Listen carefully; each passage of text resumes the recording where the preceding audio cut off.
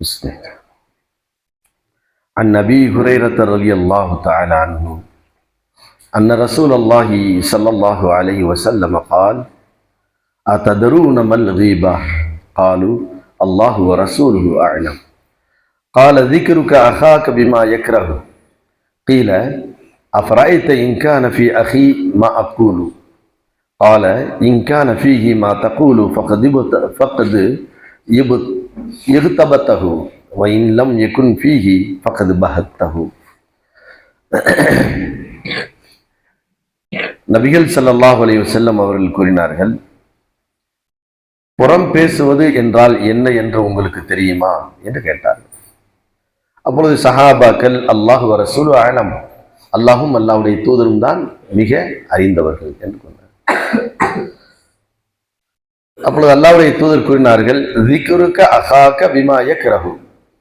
உன் சகோதரனிடம் எதை கூறினால் அவன் வெறுப்பானோ அந்த ஒன்றை பிறரிடத்தில் பேசுவதுதான் புறம் என்று கூறினார்கள். அப்பொழுது அங்கே இருந்த ஒருவர் கேள்வி கேட்கின்றார். கீழே கேட்கப்பட்டது, அஃபரைத இன் கான ஃபீ அஹீ மா அகூலு. எதை நான் கூறுகின்றேனோ அந்த ஒன்று அந்த சகோதரனிடத்தில் இருந்தாலுமா அது புறமாக ஆகும்? அப்பொழுது அல்லாஹ்வுடைய தூதர் சொன்னார்கள், இன் கான ஃபீஹி மா தகூலு ஃபகத் இக்தபத்தஹு. அவர் நீ கூறுவதை போன்று அவரிடத்தில் அந்த செயல் இருக்குமேயானால் அவரை பற்றி புறம் பேசியிருக்கின்றாய். வஇன்லம் யகுன் ஃபீஹி, நீ பேசியது அவரிடத்தில் இல்லை என்று சொன்னால் ஃபகத் பஹத்தஹு, அவரை நீ இட்டுக்கட்டி விட்டாய். ஆகையினால் புறம் பேசுவது மிகப்பெரிய குற்றம் என்பதனை உணர்த்தினார்கள் அல்லாஹ்வுடைய தூதர். இதை அபூ ஹுரைரா ரலியல்லாஹு தஆலா அவர்கள் அறிவிக்கின்றார்கள். முஸ்லிம்ல 5048வது செய்தியாக பதிவு செய்யப்பட்டது. அதாவது மனிதர்களுடைய அந்த பண்புகள், பண்பாடுகள், கலாச்சாரங்கள் எப்படி இருக்கணும், ஒரு மூமியுடைய பண்பு எப்படி இருக்கணும் என்பதை பற்றி பார்த்து வருகின்றோம். ஒருவர் தவறு செய்தால் அந்த தவறை நீங்கள் என்ன செஞ்சீங்க, மன்னிச்சிருங்க. மன்னிப்பதனால் நீங்க ஒன்றும் என்ன செய்ய மாட்டீங்க, தாழ்ந்து போய் விட மாட்டீர்கள். மன்னிப்பதனால் உங்களுடைய அந்தஸ்து அல்லாஹ் உயர்த்துவான் அப்படிங்கிற அந்த செய்திகள் எல்லாம் நாம் பார்த்தோம். அதை போன்று ஒரு சகோதரை பற்றி நீங்கள் என்ன செய்கின்றீர்கள், புறம் பேசுவதை மிக கவனமாக இருக்கணும். இந்த விஷயத்திலே புறம் என்பது மிகப்பெரிய குற்றம். அல்லாஹ்வுடைய தூதர் கேட்டாங்க, புறம்னா என்னன்னு தெரியுமான்னு கேட்கிறாங்க. புறம் பேச ஒருவரை பற்றி புறம் பேசுவது என்றால் என்ன அப்படின்னு சஹாபாக்கள் சொன்னாங்க, அல்லாஹும் அல்லாஹ்வுடைய தூதர் தான் இதை பற்றி தெரியும், அவர்களுக்கு தான் இதை சொல்ல வேண்டும் என்று. அங்கே அல்லாஹ்வுடைய தூதர் கூறினார்கள், எந்த செய்தியை கூறினால் யாரை பற்றி நீ கூறுகின்றாயோ அவர் அந்த செய்தியை கேள்விப்பட்டால் வெறுப்பார். நம்மளை பற்றி இப்படி எல்லாம் பேசுறாங்களே என்று வெறுக்கின்றாரே, இதுதான் புறம் என்று சொல்கின்றார்கள்.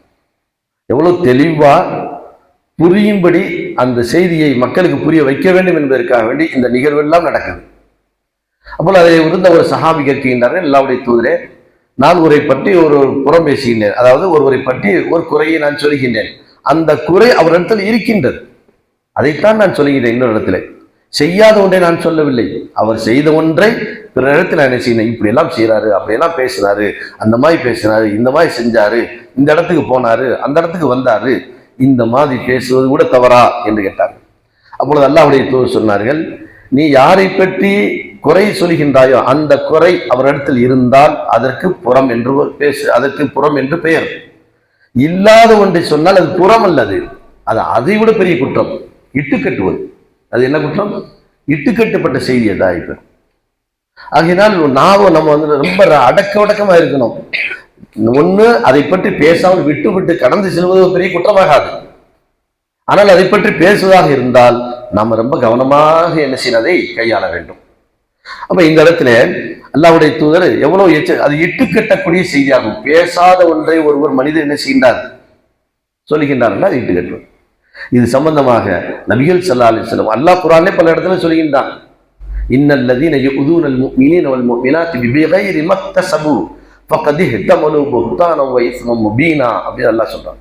33 அத்தியாயத்துல சூரா அஹ்ஸாப்ங்கிற அத்தியாயத்துல யார் ஒரு மூமினான ஆணையோ பெண்ணையோ அவர்கள் செய்யாத ஒன்றை இடத்தில் நீங்கள் சொல்லுகின்றீர்களோ அவன் ஃபகத் இஹ்தமல புஹ்தானன் இஸ்மன் முபீனா, தெளிவான பாவம் செய்த ஒரு குற்றத்தை அவர் செய்து விட்டார், இட்டுக்கட்டி விட்டார் என்று சொல்கிறார். அதே போன்று மனிதருடைய ஒரு சகோதரின் இறைச்சியை சாப்பிட்டதுக்கு சமம் என்றும் அல்லாஹ் இன்னொரு வசனத்திலே குறிப்பிடுகின்றார். நபிகள் ஸல்லல்லாஹு அலைஹி வஸல்லம் அவங்க மேராஜுக்கு போயிட்டு அங்கே பல காட்சியெல்லாம் பார்க்குறாங்க. காட்சியெல்லாம் கண்டுட்டு திருப்பி ரிட்டர்ன் வர்றாங்க. பார்த்துக்கிட்டே இருக்கிறாங்க. அதில் ஒரு காட்சியை பார்க்குறாங்க. என்னவென்றால், நரகத்தில் சில மனிதர்கள் தங்களுடைய நெகங்களால் தங்களுடைய முகத்தை அடித்துக் கொள்கின்றார்கள். தங்களுடைய அதாவது நெஞ்சிலே மாறி மாறி அடித்துக் கொள்கின்றார்கள். கரிகளை எல்லாம் பீத்துக் கொள்கின்றார்கள். இவர்களெல்லாம் யார் என்று நான் ஜிப்ரீல் இடத்துல கேட்டேன். அப்பொழுது ஜிப்ரீல் அலைஹிஸ்ஸலாம் அவர்கள் சொன்னார்கள், இவர்கள் யார் என்று தெரியுமா? இன்னஹும் யஅகுலுன் நாஸ யஅகுலுன லுஹுமன் நாஸி, மனிதருடைய இறைச்சிகளை சாப்பிட்டவர்கள். உலகத்திலே மனித இறைச்சிகளை சாப்பிட்டது யாரு? பிறரை பற்றி புறம் பேசிய மனிதர்கள். சொல்லிட்டு அடுத்து ஒரு கடுமையான வார்த்தையை ஜிப்ரீல் அலைஹிஸ்ஸலாம் சொன்னார்கள். வயகஊன ஃபீ அஅராதிஹிம், அவருடைய மானம் விஷயத்திலே இவர்கள் கை வைத்தவர்கள். அவர்களுடைய மானம் விஷயத்தில் இவர்கள் கை வைத்தவர்கள் ஆகைய என்று ஜிப்ரீல் அலைஹிஸ்ஸலாம் குறிக்கிறார்கள். சொன்னால் அந்த பிறரை பற்றி நம்ம சாதாரணமாக பேசி கிடந்துடுறோம், சாதாரணமாக என்ன செஞ்சிடறோம், சொல்லிட்டு போயிடுறோம். ஆனால் எவ்வளவு பெரிய ஒரு குற்றத்தை கொண்டு வந்து நிறுத்துகின்றது. பெரிய அமல்கள்லாம் செஞ்சிருப்போம், நற்செயலாம் நிறைய செஞ்சிருப்போம். ஒருத்தரை பற்றி சாதாரணமாக ஏன்னா அது அவருடைய மானம் சம்பந்தப்பட்டது. அதை பற்றி நம்ம சாதாரணமாக சொல்லி செல்லும் பொழுது எங்கே ஒன்று போய் விட்டுறது? நரகத்திலே ஒன்று விடுகின்றது. நம்முடைய நெகங்களை கொண்டு நாம என்ன செய்கின்றோம்? கீறிக்கொள்கின்றோம், நாமளே கீறிக்கொள்கின்றோம். அது மட்டுமல்ல, வயகஊன ஃபீ அஅராதிஹிம், அவருடைய மானத்தில் ஒரு கை வைத்தவர்கள். ஆகையினால் மானம் என்பது மிக உயர்ந்த இடத்திலே, அது காஃபிரா இருக்கட்டும், முஸ்லிமா இருக்கட்டும், யாராக இருக்கட்டும், காபாயை விட துல்ஹஜ் அந்த அந்த இடத்தை விட, அரஃபாத்துங்கிற அந்த இடத்தை விட, அந்த எல்லாத்தையும் விட மிகச்சிறந்த, காபாயை விட சிறந்ததுன்னா மேல வேற என்ன சொல்ல வேண்டியிருக்குது? ஆகையினால் பிறருடைய பற்றி பேசும் பொழுது நம்முடைய நாவை மிக அடக்கமாக என்ன செய்யணும்? பேணிக்கொள்ள வேண்டும். அல்லாஹ் அது போன்ற புறத்திலிருந்து நம்மை காப்பாற்றுவானாக.